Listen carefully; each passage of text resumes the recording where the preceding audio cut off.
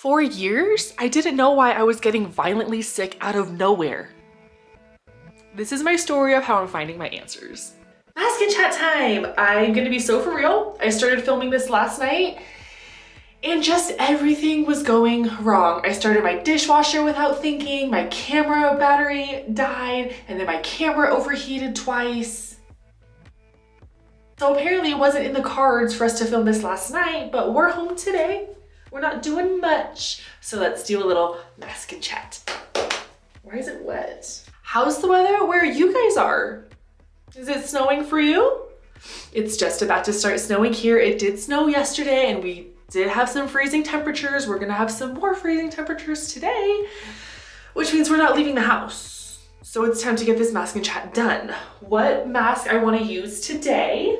I did use this yesterday, but since we're not gonna use that footage, we'll do another review of it today. I will say, it's really nice. I really like it, I really recommend it. And the lady told me when I bought it that it was gonna purge me.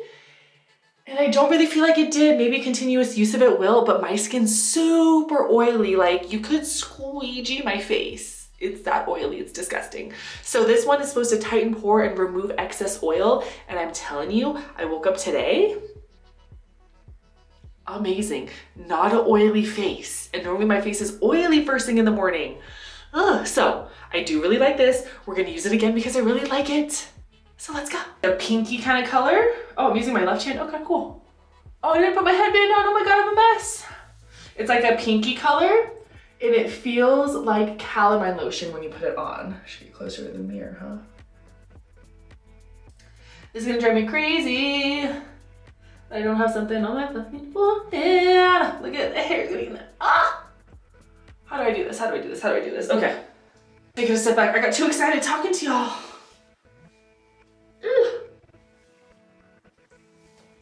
Oh God, oh God, oh God, oh God, oh God. Get out of there. Really focus on my nose because I got all those tiny, yucky, big old pores on my nose. Did I say tiny? They're not tiny at all. The ting, oh. Okay. Are you guys ready to go mask and chat? Let's go, let's go. Whoa. Whoa. What does this mean? All my esthetician friends, what does this mean? Is it oxidizing? What's it doing to my skin? So I figured we use this little mask and chat to have another little CVS discussion. And what I wanted to talk to you guys today about is my journey with CVS, because I've told you guys I've been suffering with it for 10 years, 13 years actually. And I don't really feel like I've given you guys my backstory on it. And I feel like it might be helpful to some other people out there. Hopefully this reaches the right people. If you're dealing with any of this, I'm right here, I'm holding your hand. Let's start a community together, okay? So we're just gonna go through my journey with CVS. I'm gonna try to keep it nice and short. Who knows how long this is gonna be, but I just want you guys to know my journey, my backstory, where I've been, where it's at, where I hope to go from here. So grab yourselves a little cup of coffee and let's settle into this cozy winter morning and have a little chat, yeah? Let's do it. I might need to grab a blankie, it's so cold.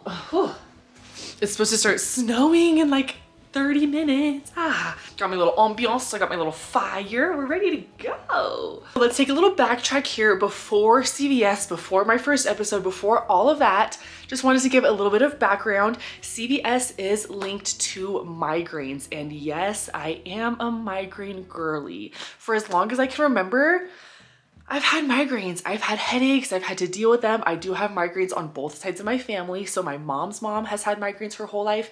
And on my dad's side, I think it's both of his parents. If not, it's one of his parents and it's him. Some kind of combination there, also suffered from migraines their whole life. So I just got dealt a really good hand there, didn't I? Yeah. I remember as early as 7 being at my brother's hockey games and having pounding headaches and needing to like chew on adult aspirin to take something because my head hurt so bad. Ugh, and I couldn't swallow pills yet. Oh my gosh. I was also a cheerleader for 10 years and I did competitive cheerleading. So we did all these kind of crazy stunts. And about halfway through my cheer career, I had a pretty nasty injury. I was holding a girl up here. I was called a base. That's the girls that hold the girls that go up in the air. I had her 2 feet in my hands right here. And I went to go pop her off the front of me. And she had a little freak out in the air and her foot hit the top of my head. Then her foot slid out and her bottom hit the top of my head. So I had 2 big impacts back back to back, and we both fell on the floor. It was crazy. It hurt a lot. And I actually ended up getting crushed discs in the back of my neck from that. So from that happened about 8th grade. From 8th grade until a senior in high school, I was in chiropractic care. I was in the neurologist, and eventually was diagnosed with chronic daily headaches. My neurologist went through all of these steps, putting me on different kinds of birth controls, different kinds of medications to manage the headaches. Nothing really worked. I felt really weird in my body on all these different kinds of medications.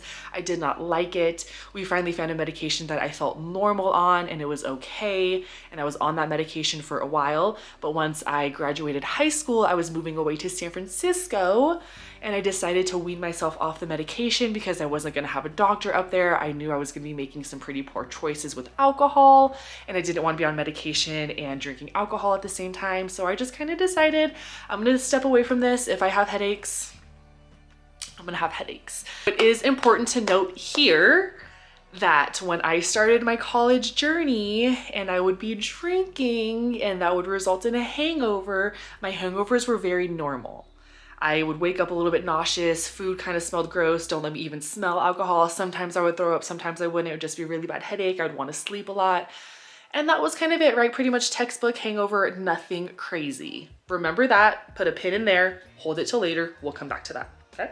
2 years into me being into college, it's about 2013, end of 2013 here, I have my first episode. I'm not going into details here, and I probably never will, but just know there was an extremely stressful, scary, borderline dangerous situation that I was involved in. And this situation happened to occur the same week that another incredibly happy, fantastic celebration was also going on for my family.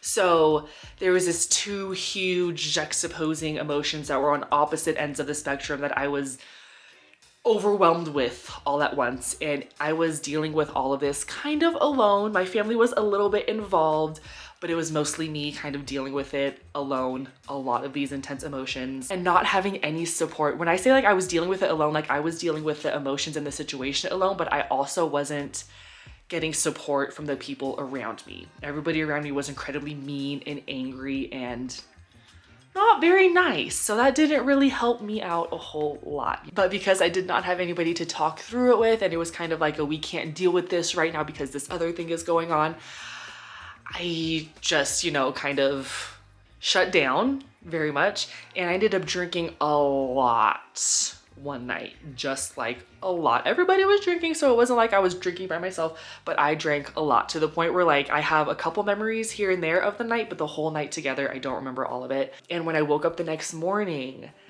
I wasn't just throwing up for being hungover. It felt different. It was like every 10 minutes, I couldn't stop. It was really stressful again. And honestly really kind of scary because I was like, I don't remember drinking this much, but I also don't remember a lot of the night. Is this just a weird hangover? What is happening at this time? I didn't know that stress could cause anything crazy like this. So I'm just thinking I have a really bad hangover, right? And it lasted for like 18, maybe 20 hours.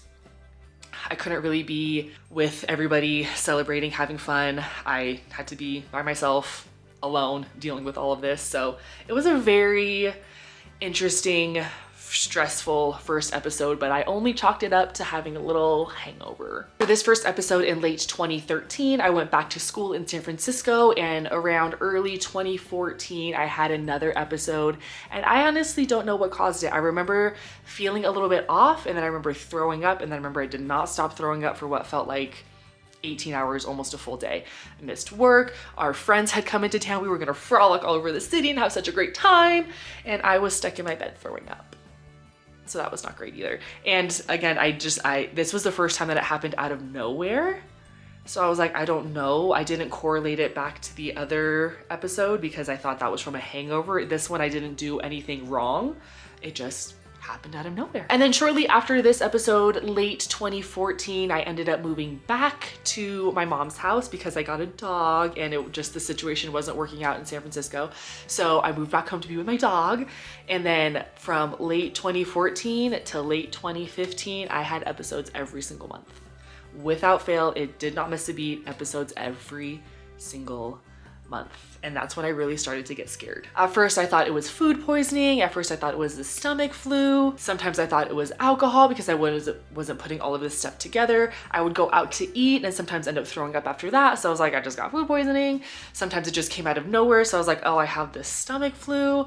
And then I would make poor choices with alcohol and decide that alcohol is fine for me. After these episodes in 2014, anytime I would have just one drink, I would be throwing up. So I eventually chalked this up to my body developed an allergy to alcohol. Okay, sure. We'll go with that. So for a while, I actually told people I was allergic to alcohol and that I couldn't drink because drinking would trigger me. It would set me off. Important to note here, I was in a relationship at the time that was very stressful. But again, I didn't correlate any stress to being anything that could set this off. So I didn't think of that being a problem. Relationships are stressful, whatever. But no, the stress of that relationship definitely set my episodes off every once in a while. When these episodes first started, I had about 30 seconds, maybe 3 minutes of a warning sign before the first actual throw up would happen. Sometimes it'd be a watery mouth, sometimes it would be hot, cold sweat, sometimes it'd be my tummy just starting to feel a little bit weird, sometimes it would be a migraine, and then sometimes I'm totally fine, I would just start throwing up. So my warning signs weren't ever really consistent, but I did know once these warning signs started to happen that like, oh, I'm gonna start throwing up really, really soon. My episodes first started happening, they were excruciating. And not like excruciating painful, like my stomach didn't really feel pain. My stomach was uncomfortable because of all the throwing up I was doing, but I could not lay still. You know, when you're sick, you just want to lay in the bed and rest. I would lay in the bed, but my body could not rest. I had to be constantly moving, my arms, my feet, turning back and forth, tossing side to side would trigger my gag reflex, so then I would start throwing up from moving my body side to side. And these episodes would last about 18 hours. I would get no rest in between. I would be throwing up every 5 to 10 minutes, and I would be back and forth flip-flopping like a fish out of water in the bed in between. So it was just very much tiring and exhausting. After I would throw up, I would feel so weak and lethargic and like gross. You'd think, I don't even know how to describe it, because like sometimes it would be like relief after throwing up because like that nasty feeling in your stomach is gone, but then like the whole weight of like how tiring it is on your body hits you. Sometimes it would be hard for me to go from the toilet to the sink to wash my mouth out. It'd be hard for me to get to the sink to my bed to like start the whole process over again. It's crazy out here. Also at this time, I can't keep any liquids down. So I didn't realize that that was an issue at first, but I would drink and immediately like 5 minutes later, I would go and throw it up, but I would just keep on drinking something because the extreme thirst I felt was so real that the thought of not drinking anything was worse than continuing throwing up. Like I just needed to have something. I started to develop a really personal relationship with the blue Gatorade and the blue Pedialyte because they taste the best throwing up. That's gross to say, but when you've thrown up as much as I have, it matters, okay? Throw up tastes disgusting. You gotta do what you gotta do to keep yourself okay, you know? So I did not start going to the ER for these episodes until they started happening every month around that 2014, 2015 mark. And unfortunately, I was just met with, you're having a spell of dehydration, you're dehydrated a lot, maybe it's time to look at electrolytes. They did blood tests, they did urine tests, they did kidney tests, they did ultrasounds, all of the things, and nothing really came back conclusive. My white blood cell count was high a couple times, but that's all they really found. And after going in there a whole bunch, and let's not forget, when you go into the ER for throwing up, they don't let you drink anything. So that's torture for me at this point of my episodes. I need to have something to drink. I don't care if I'm gonna throw it up. I cannot have that feeling of being dehydrated and almost like suffocating. I need something. So that's also why I stopped going to the ER after a certain amount of time, because if you're just gonna keep telling me I'm dehydrated, if you're just gonna get me stable enough to go home and you're not gonna let me have any liquid, I'm gonna go be uncomfortable at home by myself, thank you. But where this got me in trouble was I was missing a lot of work. Every single month, like clockwork, I would be calling out of work, and it got to a point where my bosses thought I was lying to them. My managers wouldn't believe me. They told me I had to start coming into work if I was sick. They told me I'd have to go to the ER or urgent care to get a note if I was sick. I can't get the fuck out of my bed. You want me to drive almost an hour? That's exaggerated. You want me to drive like 30 minutes to the doctor while I'm throwing up? Nobody else can take me. People have jobs. What do you mean? So I did have a very hard time when I worked for Starbucks because it was inconvenient, and I understand. But there was also no answers coming from doctors. And this is where I have a little bit of ick in my mouth. I understand ER doctors are not meant to diagnose you. However, I feel like in my own head, so you can correct me if I'm wrong here, ER doctors should be like the most knowledgeable doctors out there and have the most wide range of knowledge about anything, because anything can come into the emergency room at any time. Like, you should know about a lot of shit. And I understand CVS wasn't that well known. There's not a lot of research around it, especially 13 years ago. But it's very frustrating that like nowadays doctors can pinpoint it in an ER, and back then they couldn't pinpoint it in an ER. So just, oh, you're just dehydrated, you need to drink water more. Very discouraging. And honestly, because the doctors didn't think anything too much of it, they just said I was dehydrated a lot. I didn't put too much weight on it myself. You know, I was like, I just have dehydration problems. I just need to drink electrolytes, blah, blah, blah, blah, blah. So this is when I started to notice a couple of patterns throughout my episodes. I noticed that they were happening around my period every month, either before or after my period. They were happening around there. So and it was consistent. So the year that they were happening, 2014 to 2015, every month, my period came either before or after it, every time.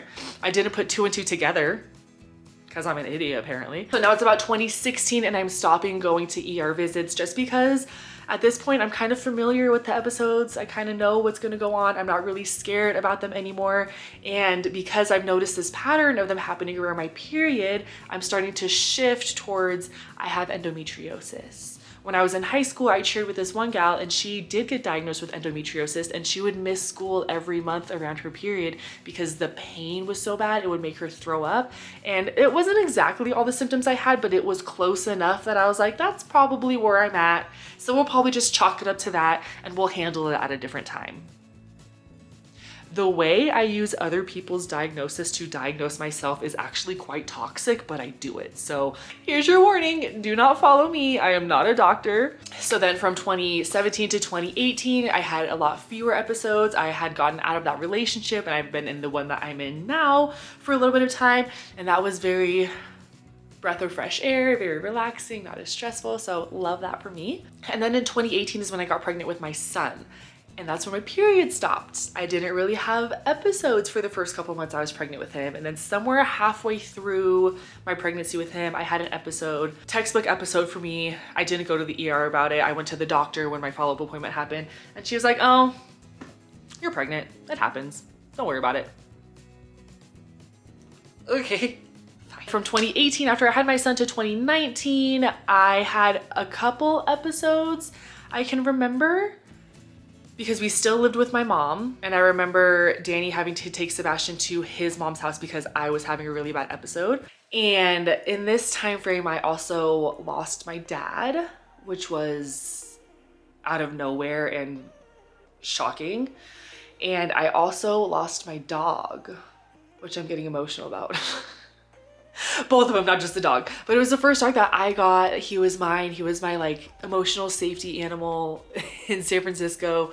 We rocked through it together. I moved back home for him. And I lost him and my dad within the same year, within like 6 months of each other. And that emotion's just crazy. Grief is a crazy thing, and grief can lead to anxiety, can lead to stress, can lead to episodes. And what do you know? Episodes started happening again. So it's the end of 2019. I had a period.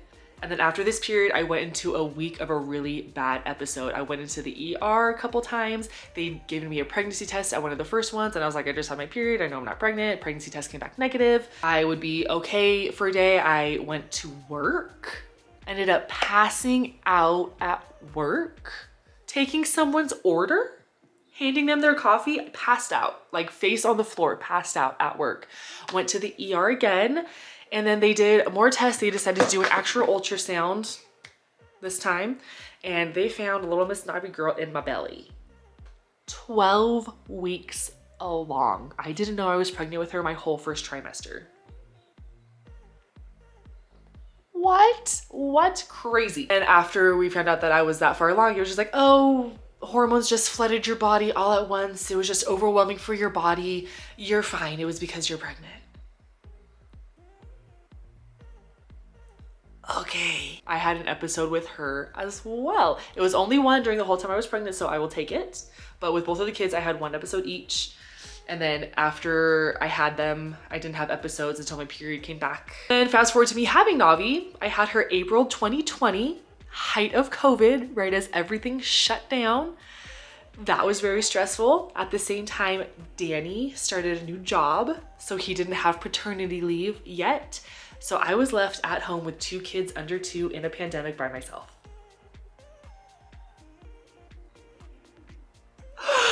Trigger episodes. Yes. Triggering episodes. They're back. I remember Danny's family would have to come over multiple times during the pandemic because I just couldn't take care of the kids. They had to come take them and Danny would have to go pick them up after work and I couldn't. Talk about mom guilt. Oof, so bad. So during this whole CVS journey, I would be lying if I told you anxiety was not right there with me. Anxiety, like in Inside Out 2, she's right here with me when it comes to this CVS stuff. I have constant thoughts in the back of my head of when is the shoe gonna drop? When am I gonna throw up again? It's gonna happen at the most inconvenient time. I missed Halloween this last year because I started throwing up. I almost missed something for their school. We had to postpone our vacation. Lots of stuff has to get put on the back burner because you can't function when this starts happening. You just have to let episodes ride. And it feels really inconvenient to everybody else when this starts happening to me. And like I was saying earlier, until very recently, it hasn't felt like something that's real. I haven't heard about CVS until a month ago. This is such a new journey for me. This is all such new information for me. But the fact that it's real and that I'm not crazy and that I'm not just making it up and that I'm not broken is so huge and so relieving that like there's a reason for why this is happening. Like I swear to God, I'm not making it up. I swear to God, I would not be making this up, you know? These symptoms started 13 years ago. And to not have any sort of clue from anybody for 13 years was a lot. I understand I take responsibility. I could have been in the doctors. I could have fought harder. I could have followed through with it more. But because I didn't do that, I understand that I am part of my anxiety. I made it worse. I get that. But just to like finally have this like answer, such a huge stress relief. The fact that there could be some sort of path, some sort of way to manage this. The fact that I'm not alone and I'm not crazy. Like I keep on saying that, but like it really truly feels like if nobody knows what you're going through, nobody's heard of it, nobody has even an idea of what it could be. I'm just this crazy person who's going through something nobody else is, you know? And I'm not, and that feels so good. Like it sounds weird to say, I don't want anybody else to be going through this, but like, we're not alone. We're not crazy. This is an actual thing. I don't know if that portrays the emotion properly. I don't know if I'm getting my point across in the right way, but that's the biggest way I can say it. It's okay. A huge part of unveiling this CVS mystery, it's such a stress relief, mostly when it comes to my job. Because like I said, when I worked at Starbucks, it was very much like you are inconveniencing everybody on your team and you are letting everybody down. Oh my God, I'm so sorry. Like, oh my God, I'm so sorry. But now I have bosses who are incredibly understanding and who are also parents and who just know that like things happen. And if you're sick, please stay at home. Such a huge stress relief. And they don't treat me like I'm a liar. It's huge. It doesn't help keep episodes away. It doesn't really help shorten the time of episodes. It doesn't make throwing up hurt less, but it really does keep the anxiety and the stress away of, oh, you're gonna get fired. Oh, they hate you. Oh, they think you're a liar. Like none of that is in my head and my realm anymore.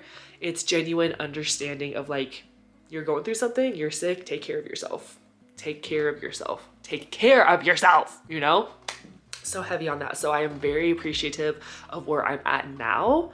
I feel like that change of job has reduced a lot of stress, like I keep saying. So fast forward to now, living in Colorado over the last few years, I've done a lot of work at trying to realize what my triggers are. Big triggers for me, my biggest ones are my period, it's a real thing, and stress. I have actually learned to accept that stress is one of my biggest triggers alongside my period. If there is something going on and I am internalizing it and I am not talking about it and I am just constantly stressed about it, it will trigger an episode. It has happened multiple times and I don't realize it until after the episode is triggered that, hey, you needed to talk about something and you didn't. Huge. My period is still a really big one, but we'll get into that in a second. Other ones that I notice are dehydration, too much caffeine, alcohol, and migraines. Undereating is also one of the triggers. It doesn't happen to me too much, but I did have a couple episodes because there was a chunk of time there when popcorn was just really hitting, like really, really good. And I would just like pretty much snack on popcorn all day, every day versus eating actual food. Don't do that, please. And I had a couple episodes because again, I'm stubborn and I like my popcorn. Honestly, so lucky that I've started to pay attention to myself and realize what triggers are and how I can help them. How I was saying earlier with my hormones, I have started implementing taking maca and primrose. I've been doing that for almost a year now. And after I started doing that, I noticed a huge shift in just like my stress and in my period. My period came a lot more consistently. I wasn't having crazy cramps, crazy PMS. My PMS is a monster, okay? And after I started consistently taking maca and primrose, I feel like my PMS got a lot more under control. And it actually really did help my episodes. Along with maca and primrose, I started the carnivore diet for a little bit, and I feel like the combination of those two really helped regulate and get things working back on track. I went about 3 months without having an episode, and that was really cool. I was keeping a food log, I was keeping a symptom log, I was doing great. And then I had an episode. When I feel an episode is starting to happen, it normally starts in a couple different ways. Most of the time it'll start with my stomach feeling really bloated and kind of tight and like it can't process the food that is in it. And when I know that, I normally wear like tighter tank tops, right? So I'll have to like lift up my tank above my belly so that my belly will have some more room to breathe. And then when I get to the point where I have to take off the tank because it feels too constricting, that's the part when I know ish is about to go down. I'll start getting really uncomfortable, I'll start getting hot sweats, and then before you know it, the first round of throw up will be here, and then it'll just keep on going. Sometimes it'll be a migraine that sets it off. I have woken up with a migraine recently and it just feels like it traveled from like the back point of my head down into my throat, into my stomach, and just made me throw up because the pain was so bad. My warning signs now are about 1 minute to 3 minutes. I get the sweats, like buckets pouring sweat so bad. Like, what is wrong with you sweating so much? Like, it's disgusting. Sweating a lot, hot and cold at the same time. Ew. And I'll kind of have the shakes from being hot and cold and my body not really be able to figure it out. My hair is drenched from the sweat. My skin feels slimy. I'm sweating so much. I have to keep a towel near me to like keep it all contained. I need a separate blanket. It's a whole deal. I'm happy to report though that now my episodes, I can rest. I don't sleep, but my body will let me stay in one position in between throwing up. However, if I move from one position to the next, it will trigger my gag reflex and I will most likely start throwing up, or at least I will start heaving.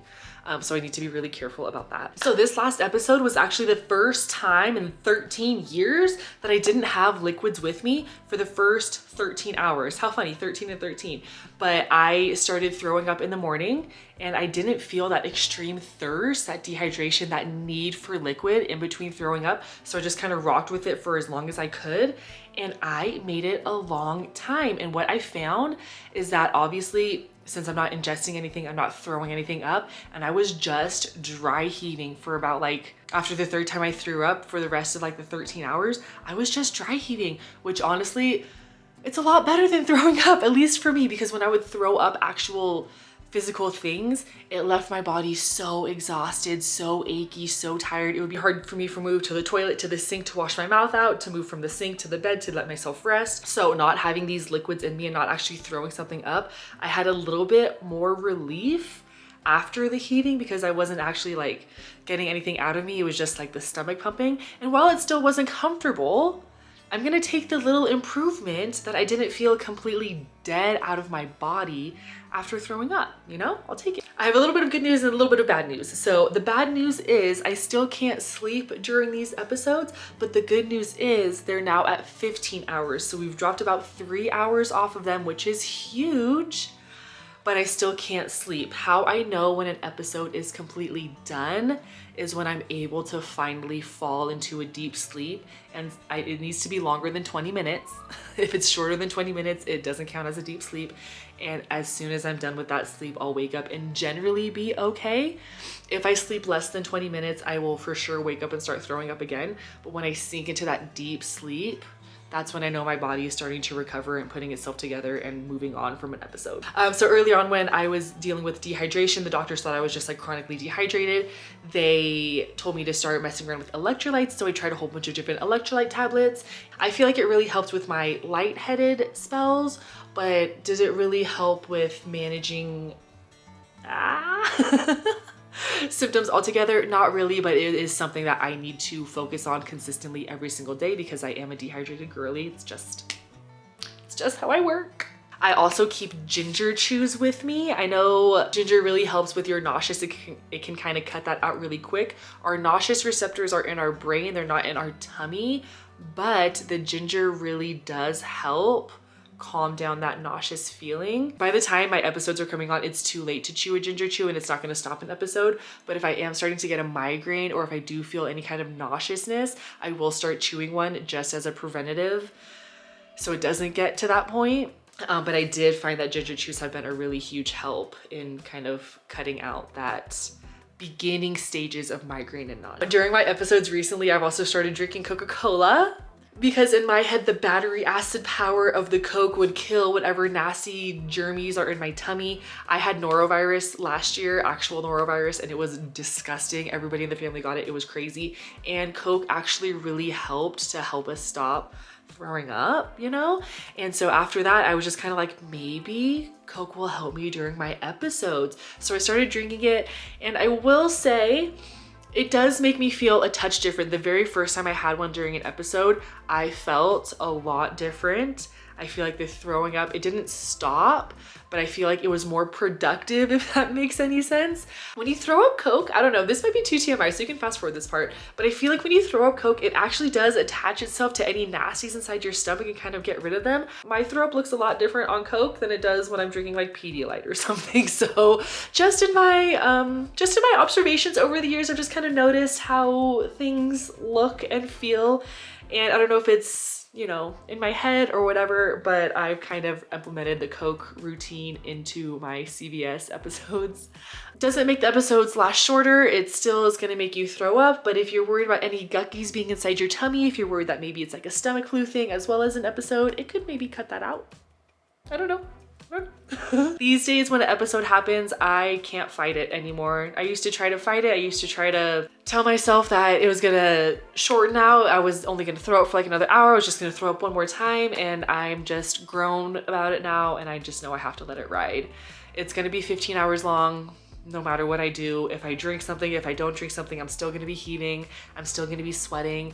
So I just really have to kind of let it ride and do its thing and honor that something is not right in my body, and just try to speak to myself nicely, not be so worried, not be so scared, because definitely how you speak to yourself during these things can kind of make or break how an episode goes. I'm not gonna lie. My last episode, I was able to last so long without liquids. I think my game plan moving forward is as soon as an episode strikes, I'm gonna try to keep the liquids away from me. I know that the ER would be so proud of me. Doctors, Yes, so proud.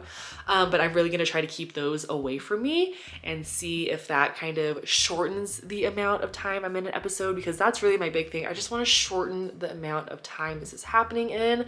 I just feel like it's a real big stress on my body and I'd rather it just be shorter. I worry so much for my esophagus and my teeth enamel that I'm just throwing up so much that I really have this goal of to get physical things to stop coming out of me and just retch, or to get the whole thing to stop, you know? I want to protect it.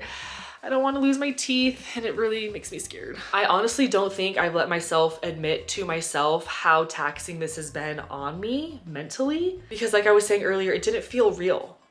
It felt like I was just dealing with this by myself. There's no rhyme or reason why it's happening. I don't get any sort of special circumstances for it. I don't get treated differently for it. There's nothing I can do for it.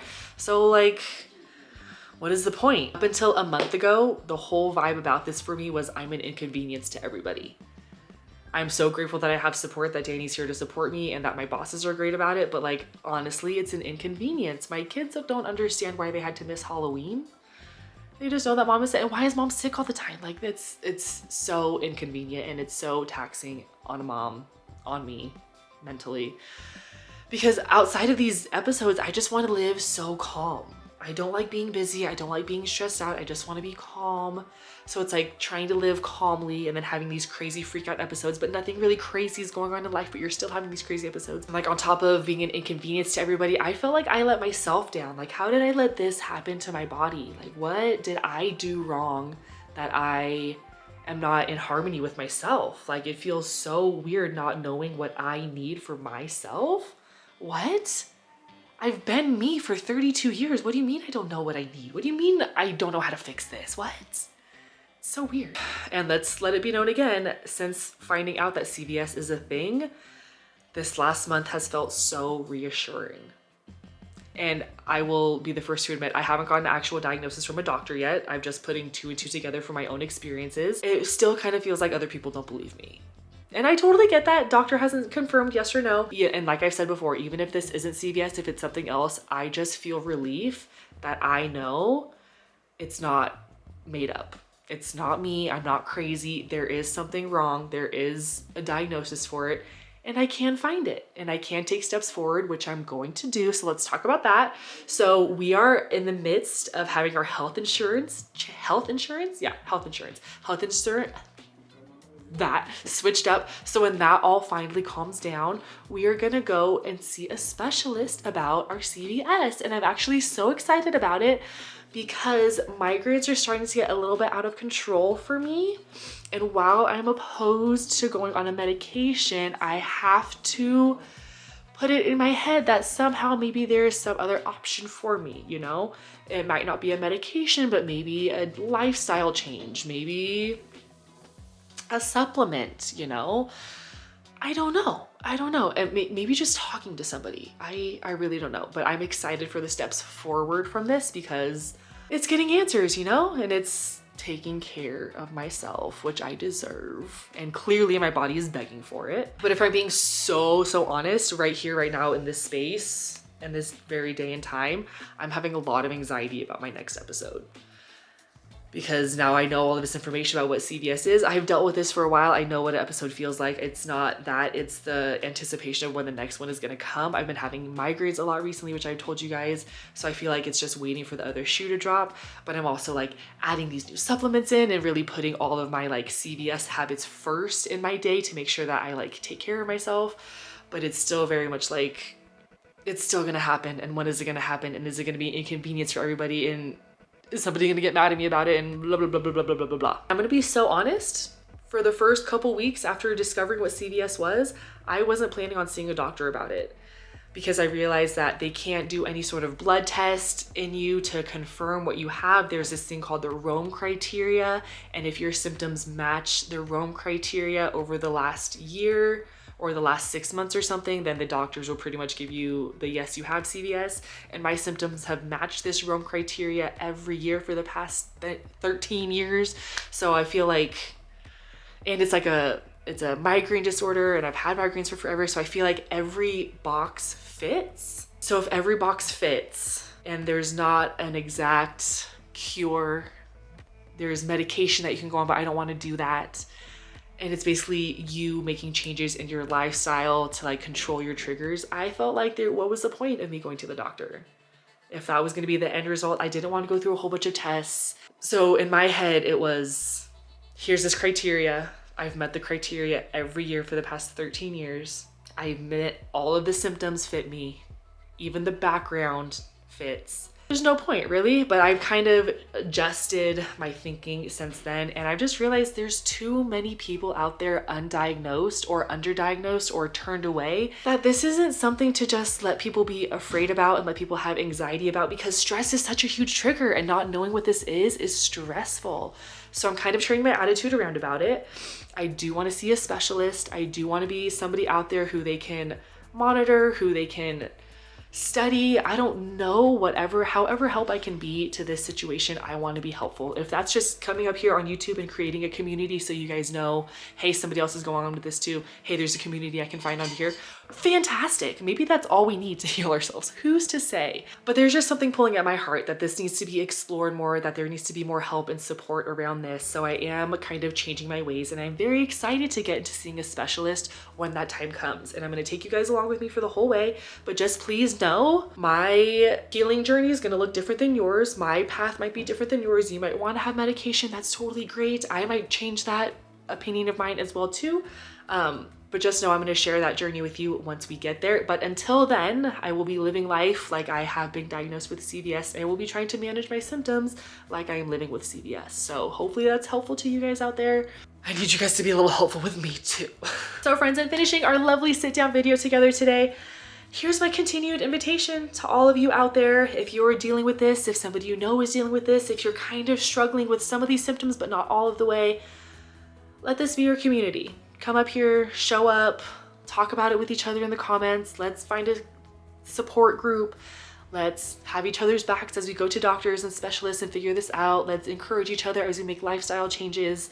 Let's be the support system for people out there who are dealing with this, or who's dealing with anything and just need a support system, you know? Sometimes doctors aren't always it, you know? You need people outside of the medical realm to help you out, okay?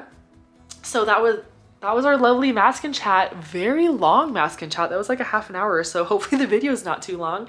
I will sign off here. We'll do some more mask and chats and some more things coming up. But thank you guys so much for hanging out with me, hearing my story, hearing my background. Let's talk about it in the comments. I'm loving hearing your stories. Thank you guys so much for sharing your journeys and your experiences. It means so much. I'm sorry you guys are dealing with this, but I'm so happy that we have each other to talk about it with, to bond with, to help each other try to manage symptoms, try to manage triggers, and all of that. So have such a great day, guys. I will see you next time. Let's talk about it in the comments below, and have such a great day. Toodles.